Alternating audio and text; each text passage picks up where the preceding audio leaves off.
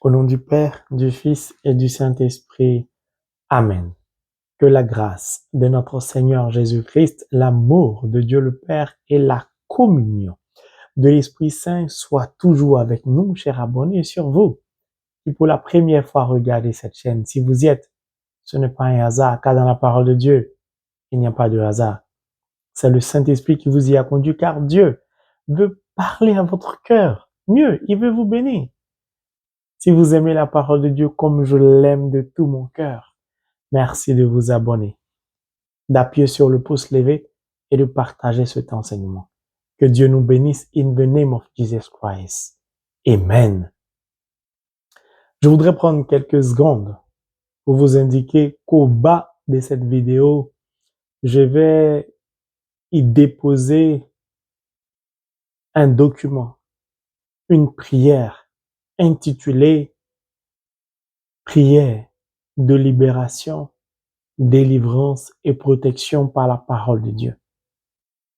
C'est un document sur lequel je travaillais depuis déjà des semaines, en fin d'année, et c'est hier que nous l'avons terminé aux environs de 2 heures du matin. Mon numéro 2, mon épouse, voilà, nous avons travaillé de façon acharnée, nuit et jour, pour pouvoir sortir un tel document de prière par le Saint-Esprit. Et nous avons décidé donc de le rendre public, de le donner gratuitement aux personnes qui, conduits par le Saint-Esprit, se sont abonnés à cette chaîne. Car cette année 2024, ta condition de vie doit changer. Toutes ces personnes qui se sont levées contre toi dans ta famille, tu es victime de l'idolâtrie de ta famille, des pratiques mystiques, des sectes, des loges, par jalousie, tout ça, Dieu va détruire ça au nom de Jésus. Donc je t'invite à regarder au bas de la vidéo et à prendre gratuitement le document. Si tu n'y arrives pas, tu peux m'envoyer un message, je vais te le faire parvenir. La prière, en ce qui concerne ce document, doit se faire uniquement à partir de minuit 00. Voilà. Maintenant, ce que je suis personnellement, si cette prière vous intéresse, si ce cheminement vous intéresse, merci de me le faire savoir. Parce que vous connaissant plus ou moins, je vais ajouter quelques éléments en fonction de ce que l'Esprit me dira, comme je vous suis déjà. Je sais plus ou moins qu'est-ce qui peut déclencher quelque chose dans votre vie. C'est avec joie que je mets en pratique la parole de Dieu. La Bible dit, vous avez reçu gratuitement, donné gratuitement. Et je voudrais profiter de cette aubaine pour dire merci à mon numéro 2, pour dire merci à mon épouse, pour dire merci au Saint-Esprit, mon ami intime, qui ne m'a jamais laissé tomber. C'est un document puissant, fort, que d'ailleurs, moi-même, y compris tous les membres de mon groupe de prière, ainsi que ma secrétaire particulière, qui est mon épouse, nous allons observer ce même cheminement. Tout y est inscrit. Merci donc de prendre connaissance. Et je sais que des miracles, des témoignages, il y en aura. Vous allez voir. Dieu est bon, Dieu est fidèle. Que Dieu nous bénisse tous et nous donne au travers de ce cheminement d'expérimenter son amour. Sa puissance n'est plus à démontrer. C'est son amour dont nous avons besoin quotidiennement. Sinon, en un claquement de doigts, l'ennemi va tomber, vous verrez par vous-même. Que Dieu nous bénisse. Alors, l'enseignement que je voudrais partager avec vous est tiré du livre du prophète Ésaïe, qui sera le chapitre que nous allons étudier pendant cette semaine. Du moins, nous allons prendre quelques versets, parce que c'est un chapitre vraiment riche, très riche. Et je n'ai pas l'intelligence suffisante pour percer tous les mystère caché du chapitre 53 du prophète Ésaïe. C'est trop puissant, c'est trop riche.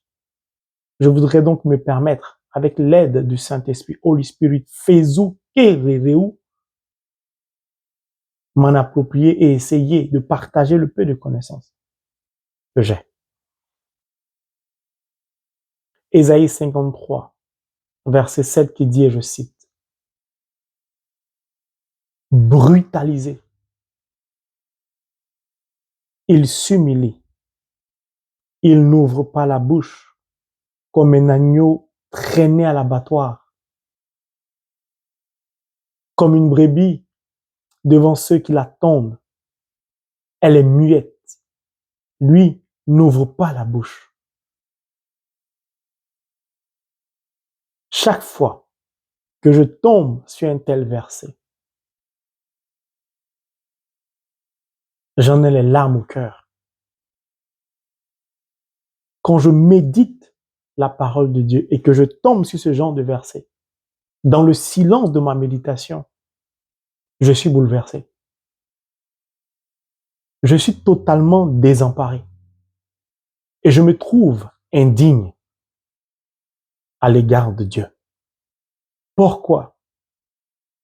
Quel amour de Dieu pour nous. Mon frère, ma sœur, est-ce que tu sais que Jésus t'aime? Il t'aime plus que tu ne l'imagines.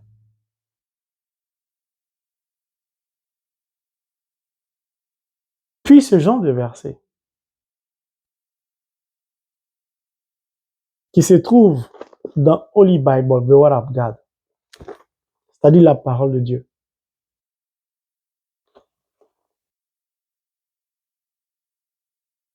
Je les identifie comme un vieux moine sage auprès de qui je vais m'asseoir pour m'abreuver de savoir, de connaissances.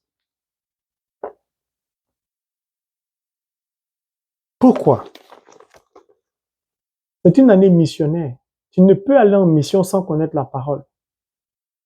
Un seul verset, verset 7 du chapitre 53 du prophète Isaïe, c'est comme un vieillard, un moine sage qui m'enseigne. Parce que je me trouve indigne de Dieu, indigne de l'amour manifesté, c'est-à-dire du Christ. Je préfère donc m'asseoir auprès d'un moine sage qui, à partir d'un seul verset, peut m'enseigner pendant des mois et des années sur toute ma vie ou toute une vie. Pour enseigner la parole de Dieu, on n'a pas besoin d'avoir un rang social dans la société. On n'a pas besoin de diplôme. C'est une question d'esprit. D'où l'importance de lire la parole de Dieu, Holy Bible, et de s'en approprier. Le problème de beaucoup de chrétiens, je n'ai pas encore commencé l'enseignement, il sera bref, c'est le manque de connaissances. Mon peuple périt faute de connaissances. Le manque de connaissances nous plonge dans l'obscurité. La vie spirituelle, ce n'est pas une question de « Oh, j'ai la foi » et au moindre problème, tu t'écroules. Ce n'est pas une question « Ah, moi, j'aime la messe, j'y vais. En tout cas, moi, je médite le rosaire. De temps en temps, je lis la Bible. » Ce n'est pas une question d'aller à la messe, ni de méditer le rosaire, ni de lire la Bible. C'est une question de connaissance. Est-ce que tu comprends la profondeur de la célébration eucharistique quand tu vas à la messe? Quelle attitude as-tu lors de la célébration eucharistique? Ce n'est pas moi de répondre. Hein. Parce qu'il y a des gens, quand le prêtre, celui qui a reçu un sacerdoce divin, lève l'Eucharistie, certaines personnes communiquent, envoient des messages, ou regardent comment les autres sont habillés, ou qui est entré, ou qui est à genoux, qui n'est, ainsi de suite. Est-ce que tu comprends la profondeur et la puissance du rosaire que tu médites? La parole de Dieu que tu lis, est-ce que tu invites le Saint-Esprit dans le calme dans le silence à t'expliquer les mystères cachés, où tu t'évertues, c'est-à-dire que tu essaies de comprendre la parole de par ton intelligence charnelle. Si c'est le cas, je t'en supplie, 2024, arrête. Parce que je veux que ta vie change. Essaie de comprendre la parole en esprit et par l'esprit. C'est une question de connaissance. C'est tout. Une fois que tu as la connaissance, quelle est la qualité de ta relation avec la parole, c'est-à-dire le Dieu créateur, avec la Sainte Croix? Quelle est la qualité de ta relation avec ma marraine spirituelle, l'Immaculée Conception, la mère de l'Église? Il ne suffit pas de dire bonjour, Dieu fait grâce. En tout cas, moi j'ai confiance en Dieu. Puis ce que tu demandes à Dieu, quand ça commence à durer 3 ans, 7 ans, 10 ans, tu commences à faiblir. Tu n'avais pas la connaissance de la parole de Dieu. Si tu avais vraiment la connaissance, tu allais savoir qu'Abraham, même à 100 ans, a pu avoir un enfant. Tu allais savoir qu'une femme a touché la frange de son vêtement, son hémorragie s'est arrêtée. Tu allais savoir qu'une femme était courbée pendant 18 ans. C'était un démon qui faisait ça. La connaissance. La connaissance. Mon frère, ma soeur, prends la décision. C'est une année missionnaire. Tu ne peux pas aller en mission sans connaissance. C'est tout ce que tu vivais par le passé. Cherche à comprendre la profondeur. Tu verras que beaucoup de choses vont changer dans ta manière de prier et les résultats seront probants. C'est-à-dire clair, net, visible, palpable. Notre Dieu, vainqueur de la vie. C'est-à-dire, il a écrasé la mort. C'est le symbole de la vie sur la mort. Il n'est pas vainqueur de la mort, il a traversé la mort. La mort ne pouvait jamais le retenir. Mais on verra ça plus tard dans les enseignements à venir, si Dieu nous le permet. La victoire de la lumière sur les ténèbres.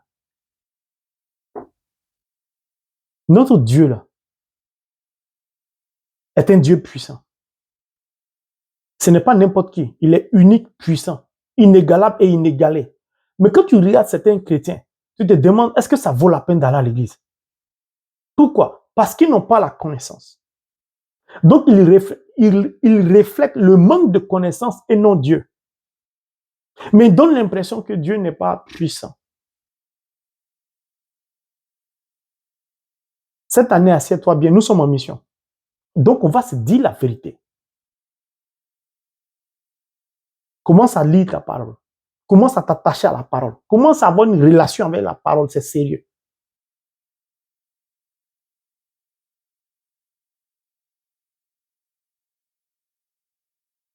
Brutalisé.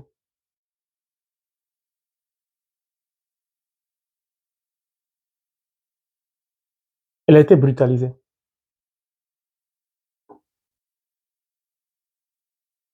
Pourquoi je me trouve indigne? Est-ce que je vais accepter d'être brutalisé pour lui?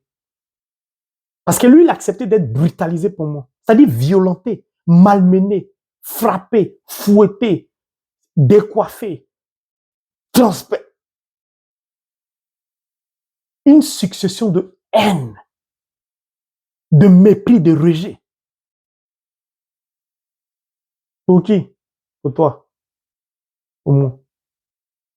Pour l'humanité entière. Quand tu prends ton carnet de baptême, quand tu regardes ton carnet de baptême, est-ce que tu comprends la profondeur de ce que tu tiens en main? Est-ce que tu vois le caractère sacré de ton carnet de baptême? Est-ce qu'au travers de ce carnet de baptême, tu vois que quelqu'un a été brutalisé pour toi?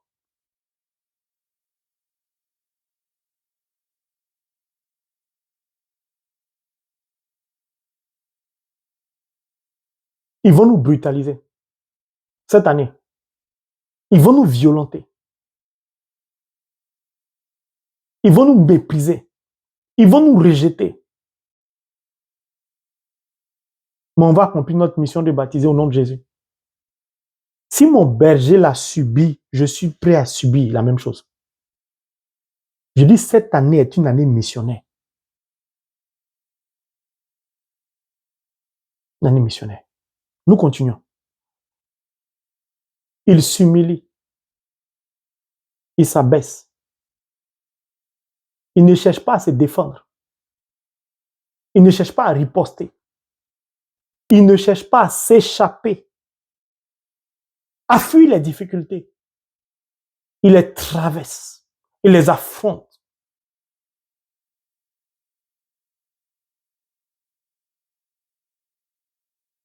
Face à des difficultés, face à la brutalité du monde, face à la brutalité du chômage, face à la brutalité de la stérilité, face à la brutalité de la maladie que tu viens de découvrir, face à la brutalité de la maladie qui te paralyse, face à la brutalité de la misère de ta famille.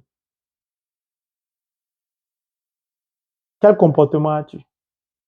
Quelle attitude manifestes-tu? C'est là se trouve toute la différence entre l'Emmanuel, Dieu avec nous, et nous les baptisés confirmés. Dans cette brutalité, lui, il s'abaisse. Bon, continue. Tu ne peux exercer aucune mission divine, quels que soient les crachats, quels que soient les rejets, quels que soient les mépris, sans humilité, sans abaissement. Tu ne peux donc vivre ta vie spirituelle, ta vie d'enfant de Dieu, de par ton baptême et ta confirmation, sans humilité.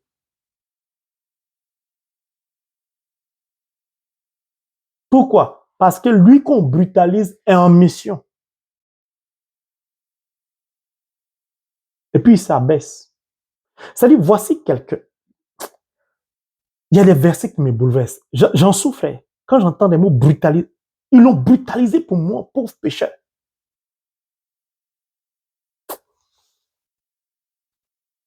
Seigneur, rends-moi digne de toi, je t'en supplie. Il s'est abaissé pour accomplir sa mission. Et toi, tu ne veux pas t'abaisser pour accomplir ta mission. Et toi, tu as peur de ce qu'ils vont dire.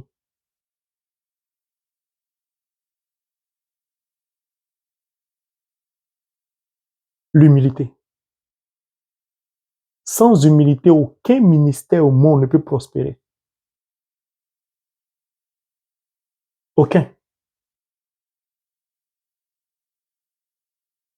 Quand tu attrapes ton carnet de baptême ou quand tu te souviens de la cérémonie du baptême, ça doit te rappeler ton humilité. Quand tu t'avances vers l'autel pour recevoir le corps du Christ, est-ce que ton intérieur est en position d'humilité? Si oui, tu n'as pas le temps de saluer les autres. Ah, bonjour, ça va? On peut se voir après. On n'a pas ce temps.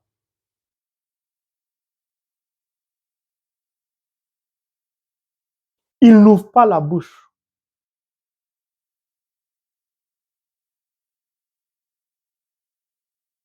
Comme un agneau traîné à l'abattoir. Il s'abaisse et il garde le silence. Tu ne peux donc mener ta vie d'enfant de Dieu, de baptisé confirmé, encore moins de témoin de la parole de Dieu sans abaissement et sans silence.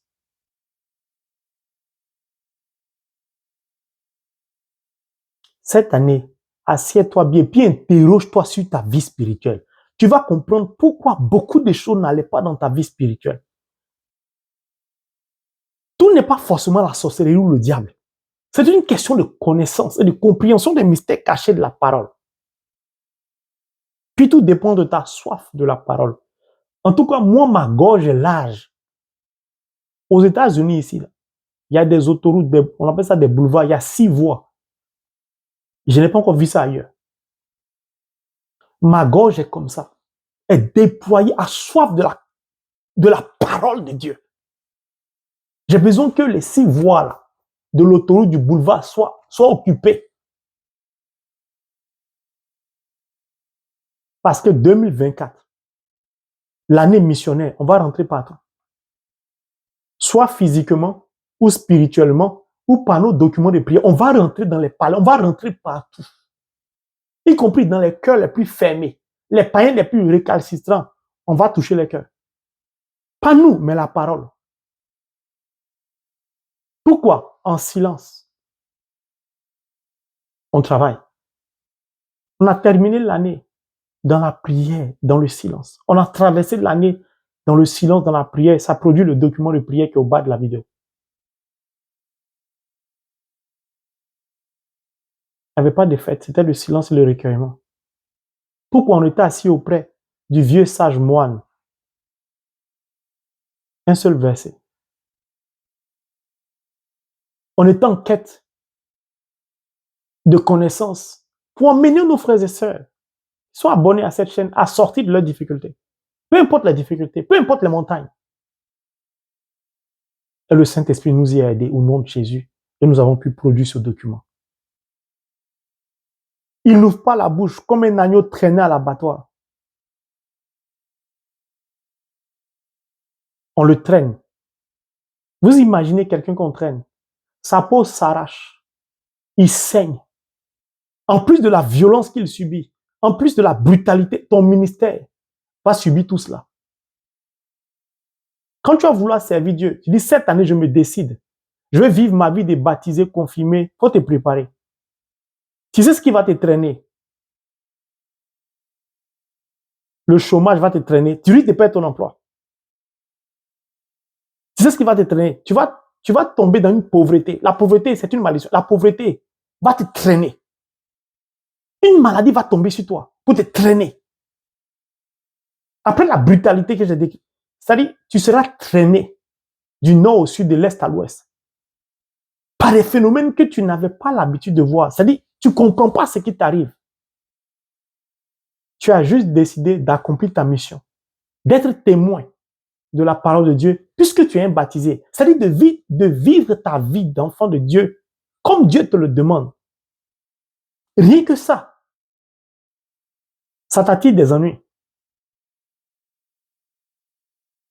Mais ce ne sont pas les ennuis, ce qui va te traîner, ce qui va te brutaliser qui est le problème. C'est quel comportement tu auras face à toute cette brutalité et cette violence. C'est là toute la différence de la vie des chrétiens. Nous tous, on court ensemble, mais on n'a pas le même comportement. Si un chrétien baptisé prie, il obtient un résultat, on a le même père, c'est-à-dire le même dénominateur commun. Explique-moi pourquoi moi je prie, je n'aime pas les résultats. La différence se trouve au niveau de la connaissance, puis de la mise en pratique de la connaissance acquise. Cette connaissance, elle est à la disposition de tout le monde. On continue. Puis qu'on le traîne, on lui dit qu'on le traîne à l'abattoir. Quand tu traînes l'agneau à l'abattoir, ce n'est pas pour le caresser. Ce n'est pas pour célébrer une fête. C'est pour le tuer. Bien. Puis la parole de Dieu compare en guillemets, identifie le serviteur traîné, brutalisé comme un agneau. Waouh! Un agneau est un animal fragile et innocent. Donc, ils l'ont tellement brutalisé, ils l'ont tellement traîné qu'il s'est fragilisé. Pourquoi? Parce qu'il a pris la condition charnelle. Il s'est abaissé jusqu'à notre niveau par amour. Arrivé à notre niveau, ça n'a pas suffi. Il s'est abaissé encore pour nous indiquer un chemin. Mais pas un chemin n'importe lequel. Le chemin de la mission. La mission salutaire. Pour nous indiquer le chemin de la vie éternelle. Cette vie éternelle à laquelle nous sommes prédestinés de par la couronne de gloire qui nous y attend. Et c'est là beaucoup de serviteurs de Dieu, beaucoup de baptisés réfléchissent avant d'oser franchir le pas des témoins. Si je laisse mon travail, comment je vais vivre? Tu te laisses traîner par des pensées obscurs. Lui n'a pas réfléchi. S'il en valait la peine qu'il subisse ça pour toi te sauver, pour moi me sauver, il s'est engagé. C'est pas quand tout va bien, on sait Dieu. C'est dans la brutalité de notre vie, la brutalité que nous subissons de la maladie, de la pauvreté, qu'on s'engage.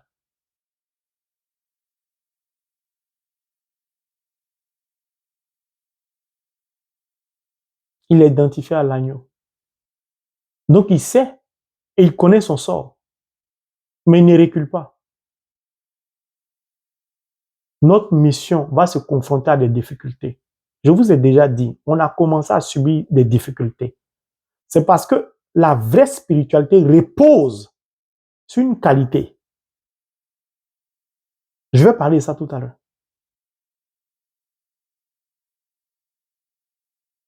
Comme une brebis devant ceux qui l'attendent, elle est muette. C'est-à-dire, on l'identifie à l'agneau, un animal fragile et innocent. Puis on l'identifie à une brebis.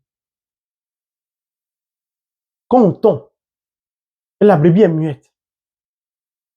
Une brebis, c'est la femelle du mouton.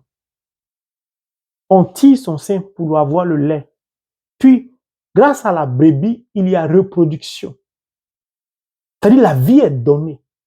La parole de Dieu assimile le serviteur qui subit tout cela à un agneau, quelqu'un de fragile, d'innocent, mais quelqu'un qui donne la vie, qui donne le lait par le sein maternel, en silence.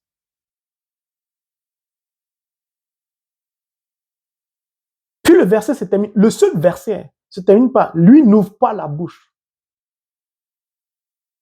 Dans ce seul verset, nous trouvons 3 fois le silence.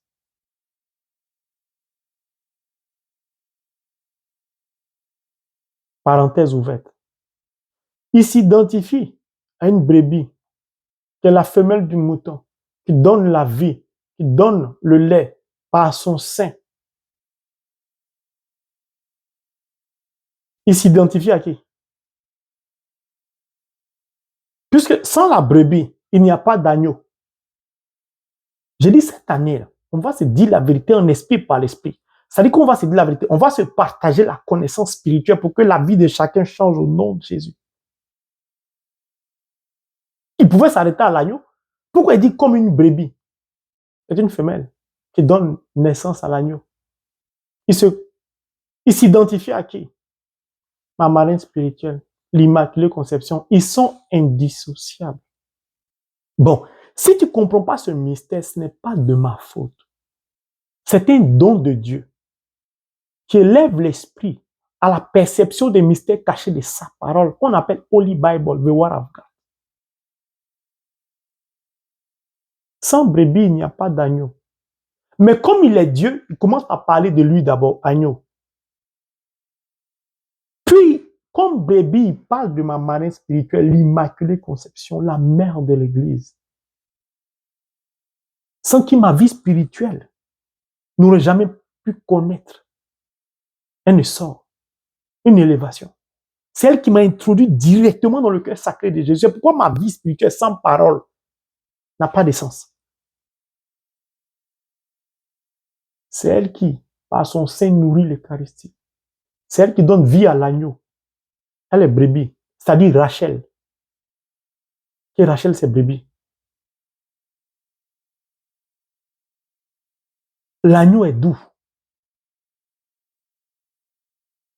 Comme l'agneau est innocent, la brebis est donc innocente. C'est pourquoi on l'attend. Elle est muette. Lui, il n'ouvre pas la bouche. Elle est muette. Chien ne fait pas chat. Il tire ses qualités spirituelles de par sa condition charnelle de la brebis, c'est-à-dire de sa mère. Mais elle est. Tu ne peux donc être marial sans silence, sans pureté de vie, sans sainteté, sans virginité spirituelle. Baptisé, confirmé. Si tu as connaissance de la parole de Dieu, tu ne te promènes pas de serviteur en serviteur, de religion en religion, tu n'as rien compris.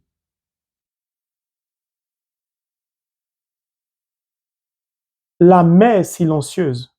Une qualité divine, le Fils est silencieux. Une qualité divine, le même Père, le même Créateur. Moi, donc, je ne suis pas l'enfant de Dieu. Si, donc, quelle est ma qualité divine? Ou que devrait être ma qualité divine? Silence.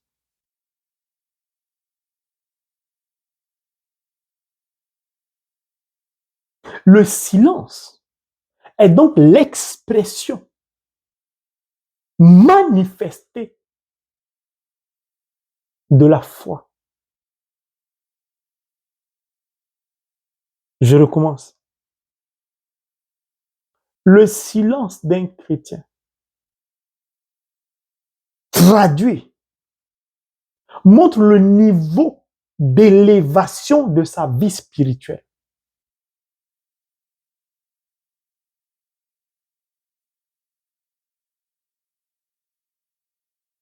Le silence est donc source de consolidation de sa foi.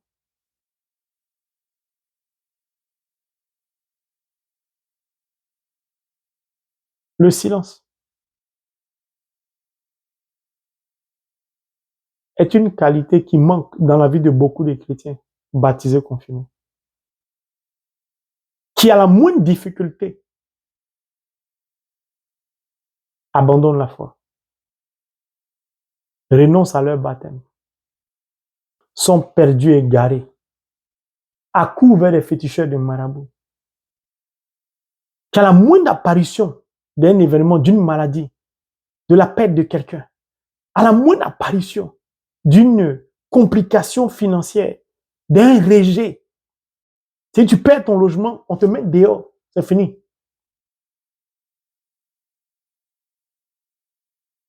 À la moindre défaillance de son âme sœur, de son conjoint ou de sa conjointe, tout le monde doit être alerté.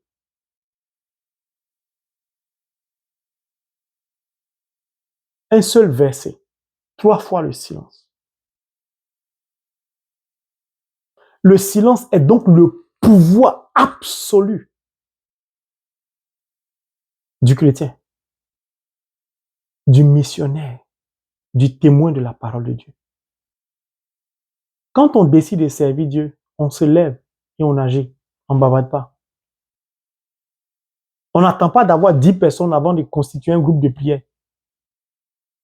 On n'attend pas d'être convaincu avant d'aller s'inscrire au groupe de la quête, à la liturgie, à la sacristie. On ne résiste pas. Vous savez pourquoi je parle de résistance? Prenons Jean chapitre 19, verset 9, 10, 11, vous allez comprendre. Il rentra dans le prétoire et il dit à Jésus, d'où es-tu? Mais Jésus ne lui donna point de réponse. Pilate lui dit, est-ce à moi que tu ne parles pas? Ne sais-tu pas que j'ai le pouvoir de te crucifier et que j'ai le pouvoir de te relâcher? Jésus répondit, tu n'aurais su moi aucun pouvoir s'il ne t'avait été donné d'en haut. Le silence est la manifestation de l'obéissance à Dieu. Le silence est l'expression de la crainte de Dieu.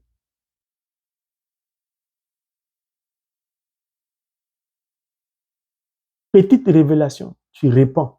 Petit songe.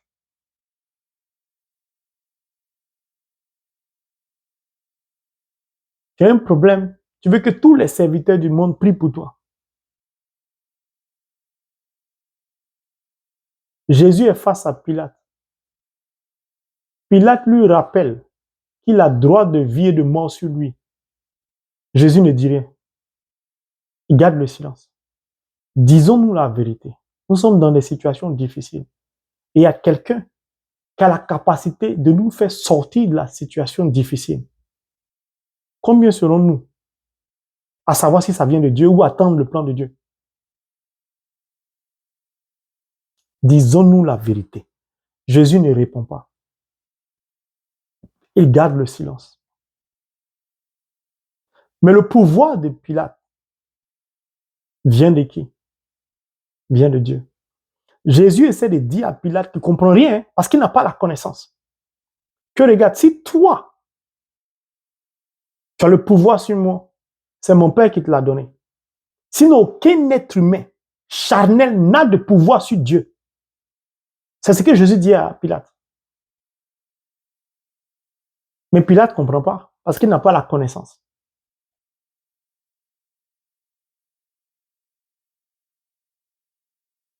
Cette qualité unique, difficile à acquérir et à manifester parce que c'est l'expression de la foi certaine.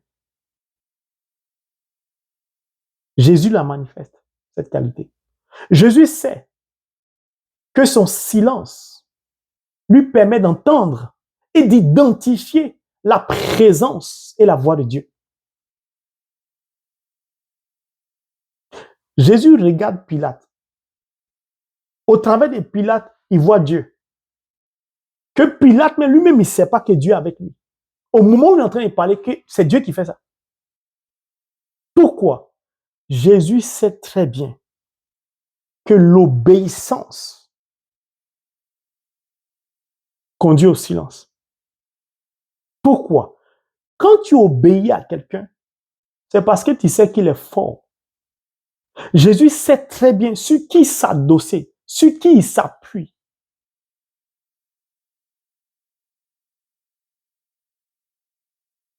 Si Pilate a dit ça, c'est que Dieu a voulu. Comme Jésus a réussi à identifier son Père qui a tout pouvoir sur toute créature, Jésus préfère se taire. Pourquoi? Parce que Jésus comprend, de par son silence, que Dieu veut utiliser Pilate pour lui permettre d'accomplir sa mission. D'aller jusqu'au bout de sa mission. Il ne peut donc contester en comment ouvrir la bouche devant Dieu. Lui qui pourtant est l'égal de Dieu.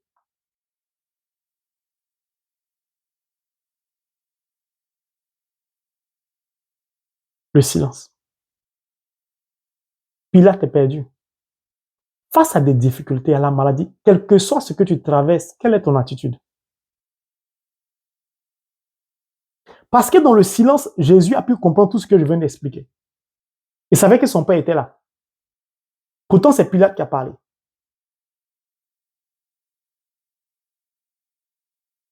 Ils vont te dire, pour être ministre, président de la République, pour avoir tel poste, il faut rentrer dans une loge maçonnique, il faut être franc-maçon, résiclicien, il faut appartenir à une secte, il faut aller voir un féticheur.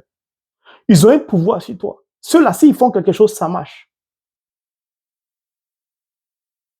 Et tu es tenté. Tu ne sais pas qui tu es. C'est pourquoi je dis, si tu sais pourquoi tu es venu sur la terre, si tu sais qui t'a créé et qui est ton Père, tu ne parles pas beaucoup.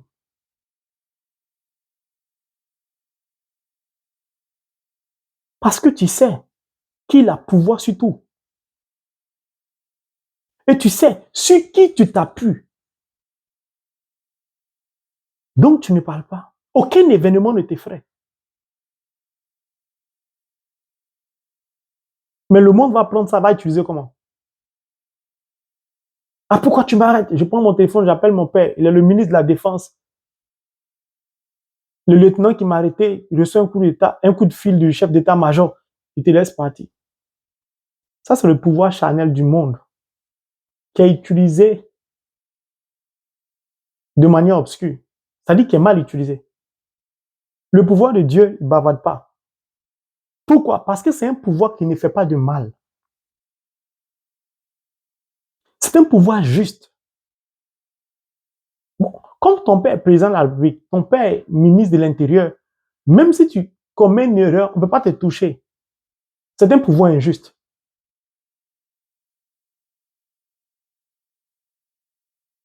Lui, il sait très bien.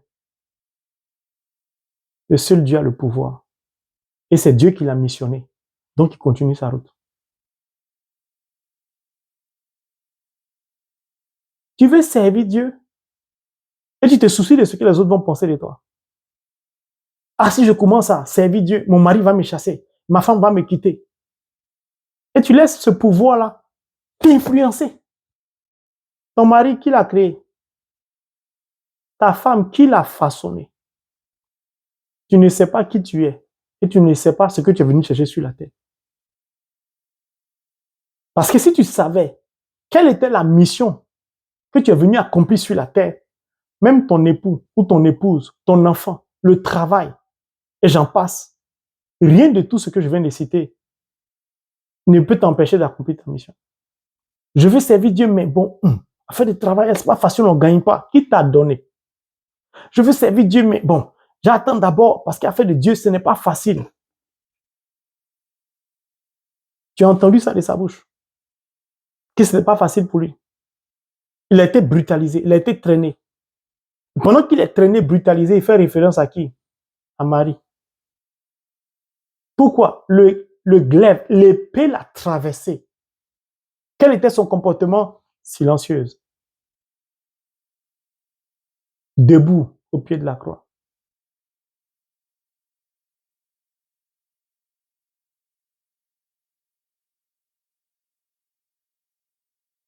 Quelle est ton attitude? Est-ce que tu possèdes cette qualité qu'on appelle le silence? Le silence, ce n'est pas l'absence de parole. C'est la parole qui glorifie toujours le Père. C'est la parole qui produit l'amour dans la vie de ton semblable.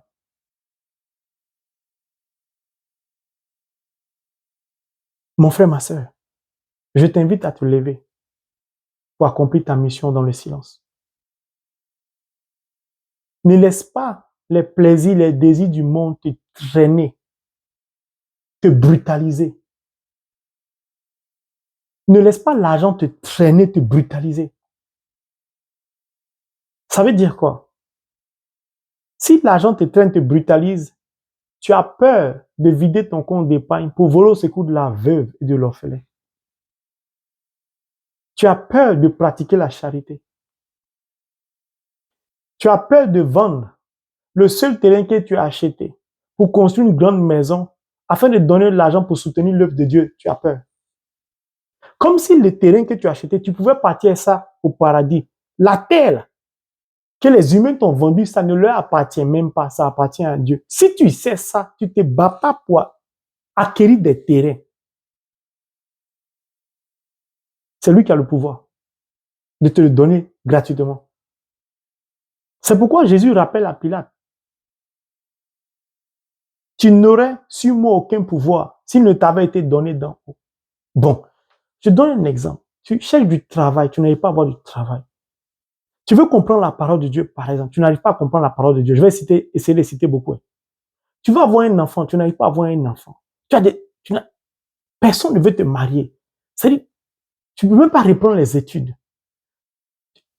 Tu es tellement pauvre que même 100 000, c'est-à-dire que 150 € pour commencer un commerce, il n'y a personne pour te donner. Tu as obtenu un visa, il n'y a personne pour payer ton billet d'avion. Tu as des difficultés partout.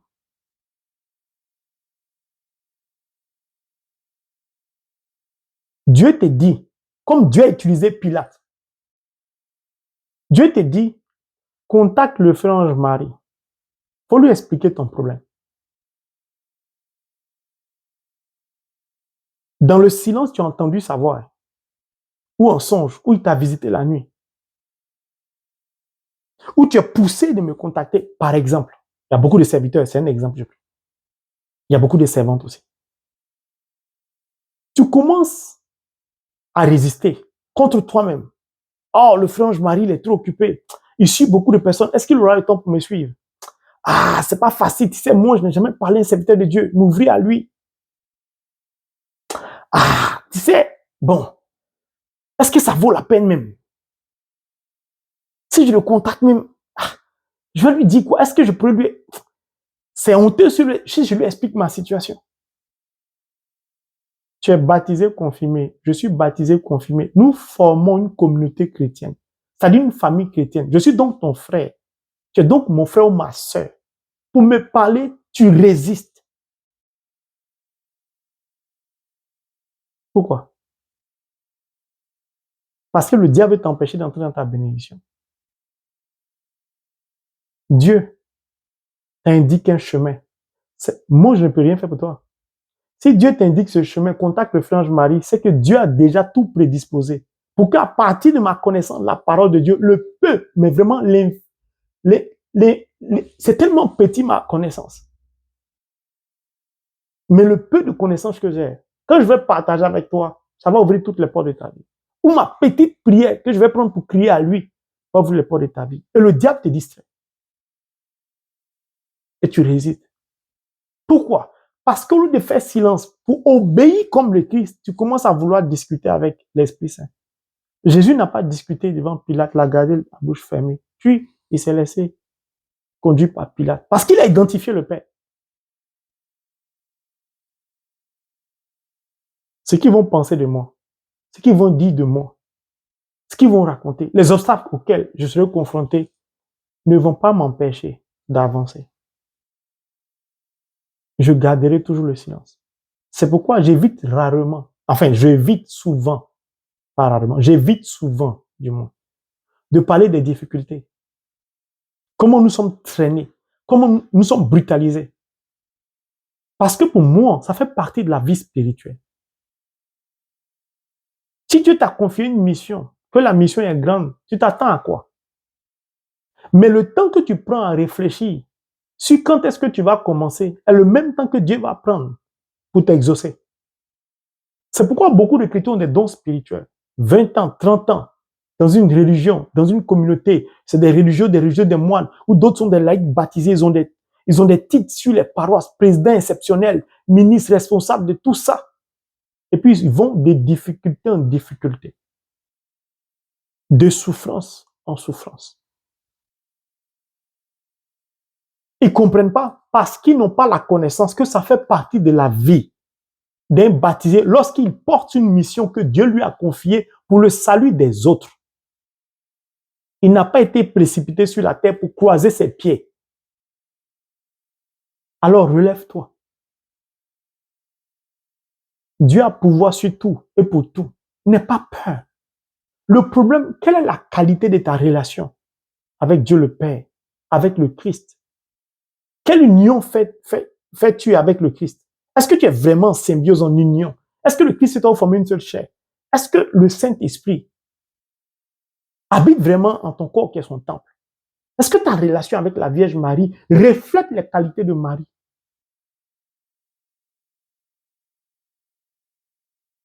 On dit comme une brebis. Jésus n'est pas une femme, c'est un homme. Pourquoi il parle de brebis? Un marin spirituel. Ma vie spirituelle n'a pas de sens sans la Vierge Marie. Et ça, ce n'est pas un sujet de conversation.